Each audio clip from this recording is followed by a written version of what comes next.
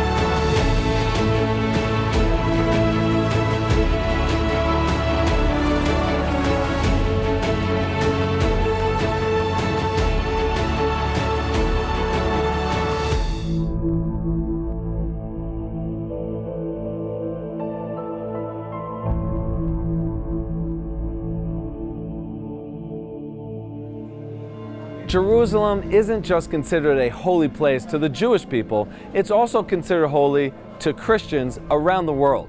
And even though there are several Christian sites throughout the land of Israel, Jerusalem is at the heart of them all. Let's now meet a representative of the Christian community here in Israel and learn more about what Jerusalem has to offer Christian visitors.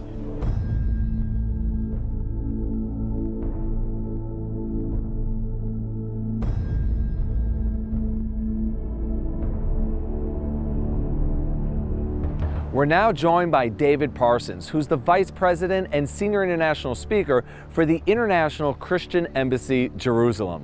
David, thank you so much for joining us today. Tell us a little bit about the Christian Embassy and what it is that you offer here. The International Christian Embassy Jerusalem is headquarters here in Jerusalem. We are a worldwide ministry focused on representing Christians from around the world who have a heart, a love, a concern for Israel and the Jewish people. So we represent Christians around the world who want to get involved in this great ingathering and be a part of it, and we offer many ways for them to do that. So tell us a little bit about what a Christian should see when they visit Jerusalem. Well, I have friends who visit me, and sometimes they only have one day really to get out and see the holy sites in Jerusalem.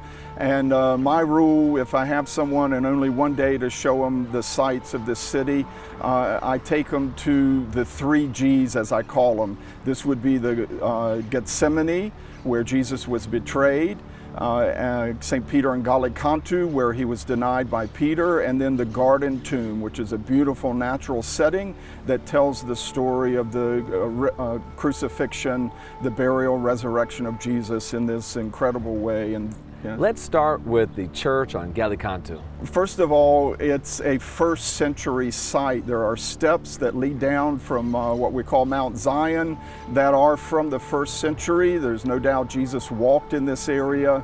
And what we have there is a Jewish home. There are mikvahs, ritual baths there, which means it was Jewish, but it has a prison under it. And it's a large, spacious home, a palace, if you will, with a prison under it. And the only Jewish person who would have mikvahs and a prison under their home would have been the high priest at that time, Caiaphas, because the Romans had taken over all criminal law, civil law, but they still allowed the Jewish people to maintain order up on the Temple Mount and anything related to temple service, and could enforce Jewish law there. And therefore, if they had to imprison someone, it was a limited area of criminal jurisdiction for violating some of the rules around the Temple Mount. And this would have been where Jesus would have been taken, would have been tried, whipped, and lowered into a pit. You even have a water cistern that's 2 or 3 stories below ground where the book of Psalm, I believe it's chapter 88, comes alive. I'm lowered into the pit, all my friends have scattered. And for a Christian visiting this site, I would say it's probably the most authentic site related to Jesus in Jerusalem. Outside, they've found a outdoor fireplace that some of the remains, they've dated it as well to the 1st century, and this is where Peter would have been standing outside. It was cold, it was March, and there was a fire going, a charcoal fire, and this is where he denied him 3 times. So it's a very special spot. I can understand why a Christian would gravitate naturally to this site, knowing that it dates to the time period which is given to being the time period when Jesus would have walked around Jerusalem. Yes. I know for myself, being Jewish, that when I visit the biblical sites, the Jewish scripture sites, knowing 100% that my great-great-grandparents actually stepped foot in those same locations. For me, it's overwhelming. I would imagine it's the same for a Christian going to a place that dates back to the 1st century CE, which of course is when historians say Jesus existed. Yes. So let's move on over to the Gethsemane, the church at Gethsemane, which is also located on the Mount of Olives. Tell us a little bit why this place is so significant. Well, most Christian pilgrims, they visit the Greek Orthodox site there, the Garden of Gethsemane, the Church of All Nations. And some of the olive trees in this garden are hundreds and hundreds of years old. It may not be the authentic site, but it works for me. When I visit there and consider Jesus praying, not my will, but yours be done, and having this real travail in submitting himself to what he knew he had to suffer, you can really identify with that moment in the life of Jesus, that he is our example as a Christian. We need to submit our own will and our own lives to God. It's a place that Christians can stand there and feel the agony that Jesus was going through in that moment. So tell us a little bit more about the Mount of Olives in general, where the Church of Gethsemane is located. Well, the Mount of Olives has this unique distinction that it's considered important in Judaism and Christianity, and even in Islam. The Kidron Valley that separates the Mount of Olives from Mount Moriah is the place of judgment for all people. So, you know, so much of the biblical story of redemption begins and ends here. In Christian tradition, Jesus even returns just as he ascended from the Mount of Olives, he'll return there. So you can go all the way from Abraham, who visited the site, all the way into prophetic passages that talk about the Messiah coming in Zechariah. It's actually Jewish Tanakh, Old Testament scriptures, that his feet will stand on the Mount of Olives, it'll split.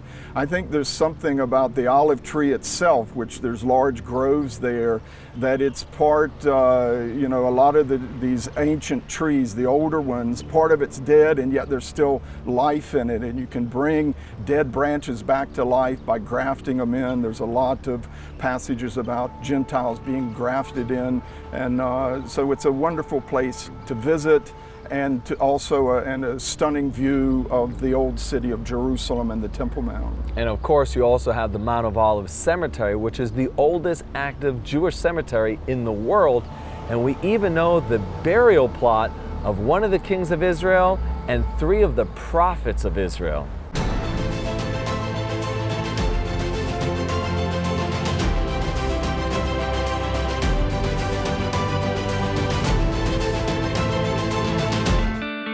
There are moments in life that define you and leave you forever transformed. Like a once-in-a-lifetime journey to the source of your faith. Walk in the steps of Jesus and experience history beyond its words. Sail the ancient Sea of Galilee to the holy shores of the River Jordan. Your journey begins here.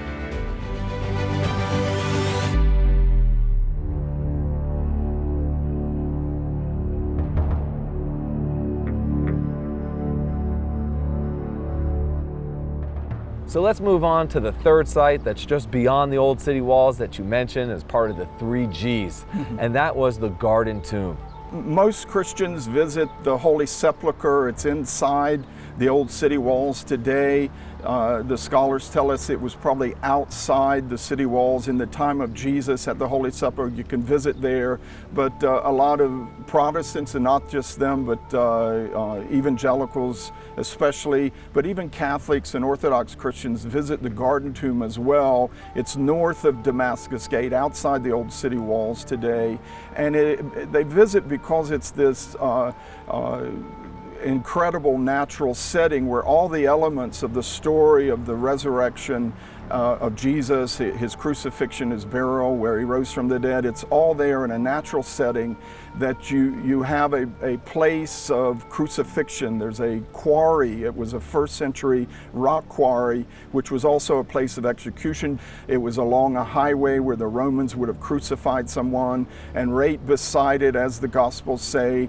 there's a garden with a tomb in it. There's a first century tomb in the Garden Tomb where no one had been laid yet. There were no even the stone burial boxes that you find in a lot of first century tombs for Jews in the city. There were none here. So here we have a first century tomb owned by a Jewish man where there's no bone boxes in there. No one had been laid, but there was a viewing table, and you have a huge water cistern. It's probably the largest privately owned water system in Jerusalem at that time, and beside it a wine press, which there would have been a vineyard there, a wine vineyard where he made wine. So it was a garden owned by a rich man with a tomb in it. This fits all the elements of the story, and in this natural, quiet setting, you can contemplate the whole story of Jesus going to the cross, being taken down, prepared for burial, laid in a tomb, and resurrected.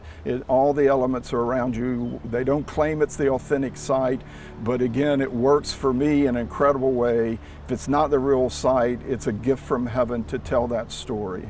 So you mentioned the Church of the Holy Sepulchre in the Old City. So let's go into the Old City, and let's begin with the Via Dolorosa, which is the path that Jesus would have taken in order to arrive at the church. Tell us a little bit about it. Well, there's a traditional route of the Stations of the Cross. There's more than a dozen of them that started where they thought the Antonia Fortress would have been, where the Roman soldiers beat up Jesus. They punched him, they plucked his beard, they put a robe and a crown of thorns on him, and it would have started there. You're actually a layer or two, 8, 10, 15 feet above where the city was in the first century. So you may be over a spot, but not on the actual site. But a lot of that route is under question. I think there's a lot of consensus among scholars today. You want to come and let the Bible here in the land of Israel, when you visit, it becomes like a pop-up book. The reality of the stories, whether it's the Old Testament prophets, David, Abraham, Moses, the stories come alive. And if you're a Christian, the New Testament stories of Jesus, John the Baptist, Peter, Paul, they all come alive when you visit, see these places. It just, you go back with a lot more confidence and assurance in the Word of God, and a lot more understanding of the setting which all these events happened in. So in the Christian Quarter, there's not just the Church of the Sepulchre. Can you tell us about some of the other sites that are in the Christian Quarter in particular, and in the Old City in general? Well, I think what's important for Christians visiting the land and visiting the Old City is not just the churches and the rocks and the stones, but even Christians visiting Israel. You want to see modern Israel, and you also want to see who are the Christians here today. So if you want to go to the Christian Quarter, or say the Armenian Quarter, I just suggest that you meet with some local Christians and let them tell you about their family history. These are Christians who have lived here for generations and generations. They've been born into, baptized into, married into, and they're buried in the same church as their great-great-great-great-great-grandfather. Some of the churches in the Christian Quarter, if you go there, say on a Sunday service, some of the liturgy is actually in Aramaic, which was the original language that Jesus spoke in addition to Hebrew. It was like the lingua franca of the region at the time. And even there's some Hebrew in some of the Christian liturgy of some of these ancient churches.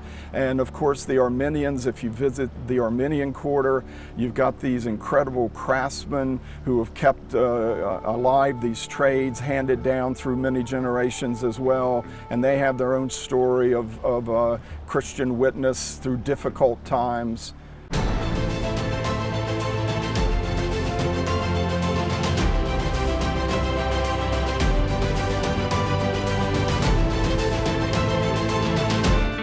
There are moments in life that define you and leave you forever transformed. Like a once-in-a-lifetime journey to the source of your faith. Walk in the steps of Jesus and experience history beyond its words. Sail the ancient Sea of Galilee to the holy shores of the River Jordan. Your journey begins here.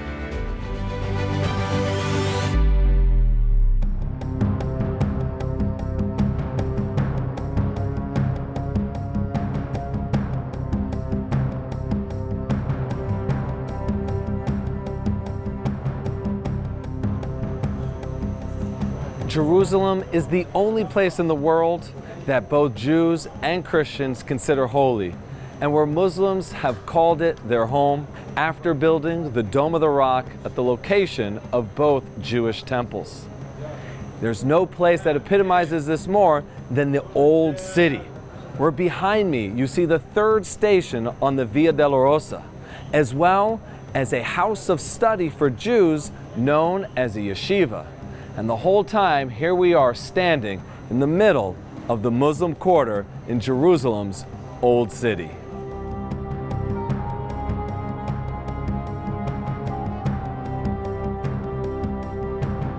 The area is steeped in layers of history. In any given location or church, you could find ruins that date back to the Byzantine period, nearly 1700 years ago, or the Crusader period that dates back close to 1,000 years ago. And of course, recent churches like the one behind me, which is known as the Church of the Redeemer, a Lutheran church that was built in the beginning of the 20th century by the Kaiser Wilhelm II.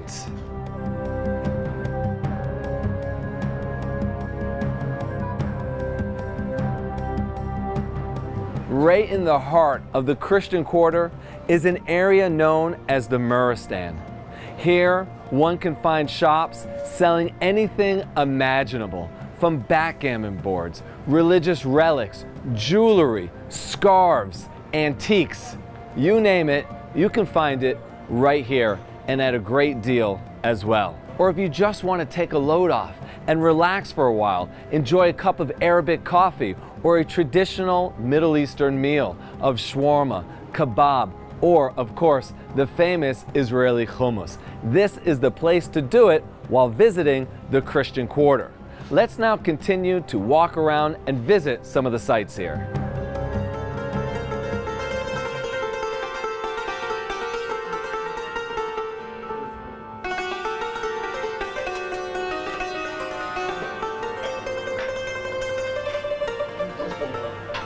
Salam alaikum.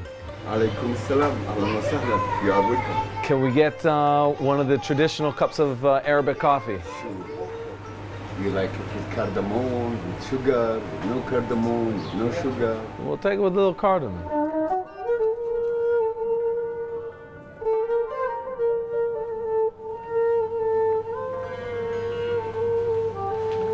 Salam.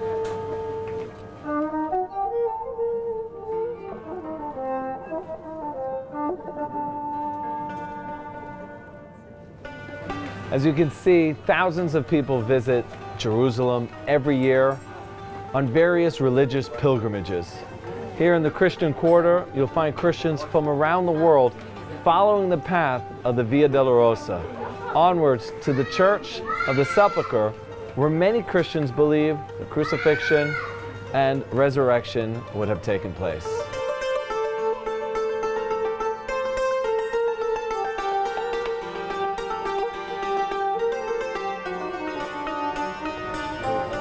Oh, amazing. You are welcome. Thank you so much, sir. Enjoy this coffee with cardamom. Okay. Arabic coffee here in Israel is called mud coffee. And the reason why is after you grind up the coffee beans, you boil it in the water and then you leave it inside. So you have to wait a couple minutes for it to settle, and then you can pour some into your cup and enjoy a nice cup of coffee. Oh, that's amazing.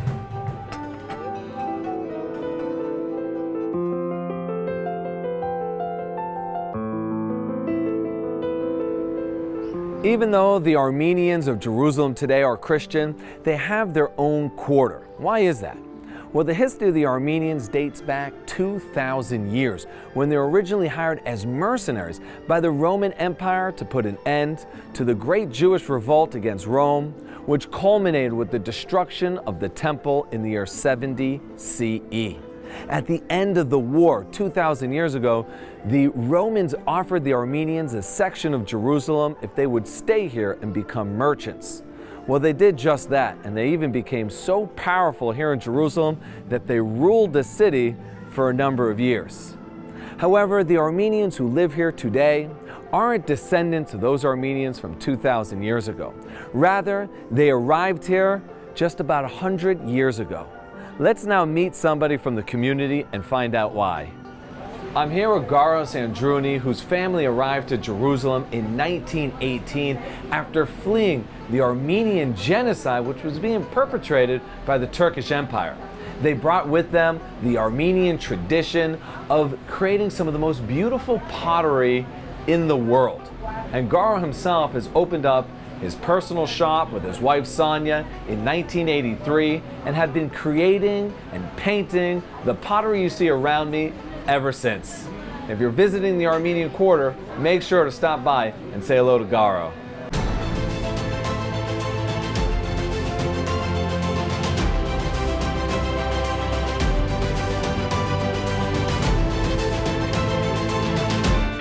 There are moments in life that define you and leave you forever transformed. Like a once-in-a-lifetime journey to the source of your faith. Walk in the steps of Jesus and experience history beyond its words. Sail the ancient Sea of Galilee to the holy shores of the River Jordan. Your journey begins here.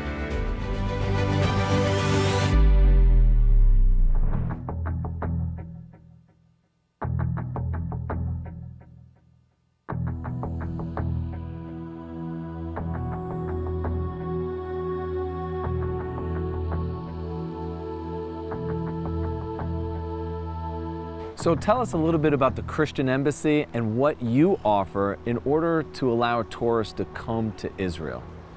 The Christian Embassy has many ways that we bring Christians to the land and let them see it, not just a traditional tour of the holy sites, the Christian Jewish sites, the biblical sites in the land, but we also try and connect Christians to modern Israel, the modern miracle of Israel. One example, we have a gathering in the winter, usually in January each year, called Envision. It's for pastors and ministry leaders. You're going to get a lot of teaching. You can then tour the land.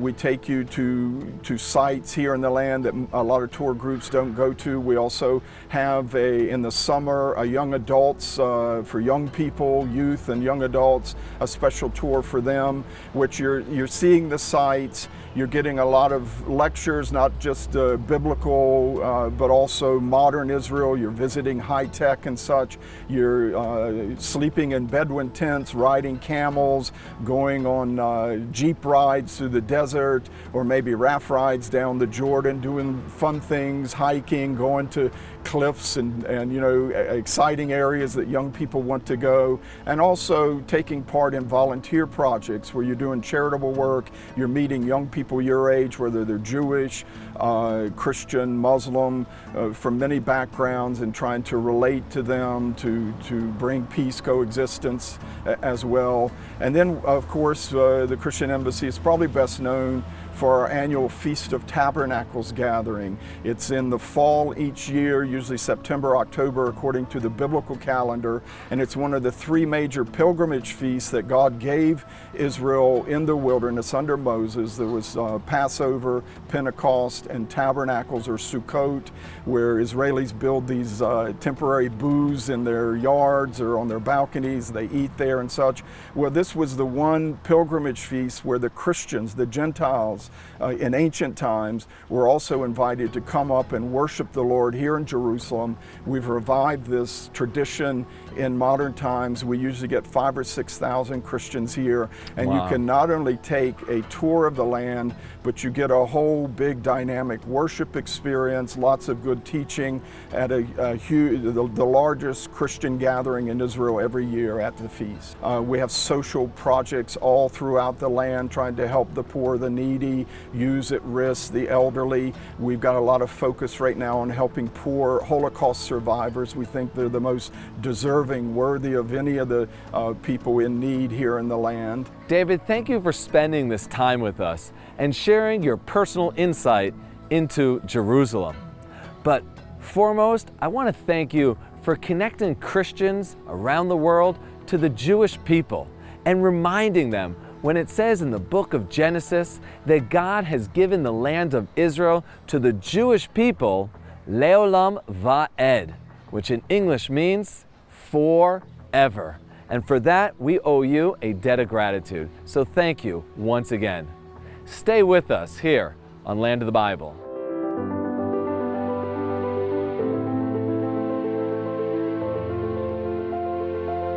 Join us next time on Land of the Bible as we explore one of Israel's 4 deserts, the Arava Valley, to learn about how we've made the desert bloom, created industry, and developed communities throughout its region.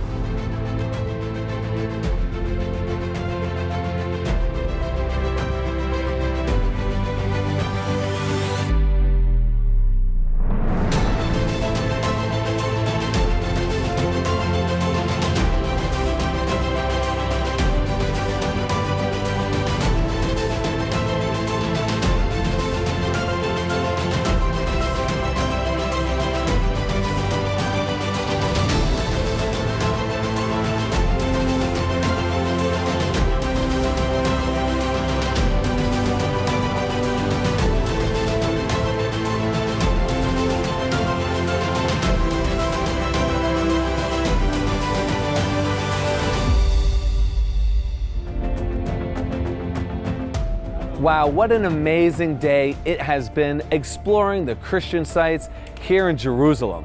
Thank you for watching Land of the Bible. And remember, I'm David Sussman, your personal tour guide here in the land of Israel. Make sure to join us next time as we connect you to the people, places, and land of the Bible.